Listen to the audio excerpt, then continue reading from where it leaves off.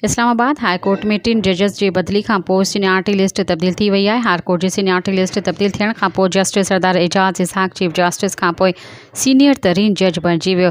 ईंदड़ हफ़्ते केसिस लाइ नओं जजिस ड्यूटी रोस्टर ते बि जारी कयो वियो आहे, जंहिं मूजिबि 4 मई खां 7 मई सिंगल ऐं 4 डिवीज़न बेंच केसिस जी ॿुधणी कंदा। जस्टिस सरदार एजाज इसहाक ऐं जस्टिस अरबाब मोहम्मद ताहिर ते ॿधल टैक्स केसिस जो स्पेशल डिवीज़न बेंच जुड़ियो वियो आहे, जॾहिं त justice Mohammad Asif chief justice समेत 2 जजिस सां गॾु 2 मुख़्तलिफ़ डिवीज़न्स बेंचिस जो हिसो हूंदो।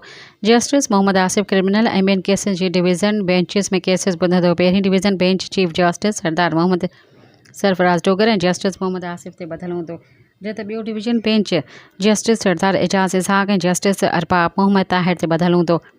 टियों division bench justice Khadim Hussain Subro ऐं जस्टिस मोहम्मद आसिफ ते ॿधल हूंदो ऐं चौथों division bench justice Mohammad Azam Khan ऐं जस्टिस राजा इनाम अमीन मन्हास ते ॿधल आहे। नओं जज ड्यूटी रोस्टर 4 मई खां 2 हुकुम अचण ताईं बरक़रार रहंदो। सब्सक्राइब कयो अवामी न्यूज़ HD खे ऐं ताज़ा तरीन ख़बरुनि लाइ ॾिसंदा रहो अवामी न्यूज़ HD।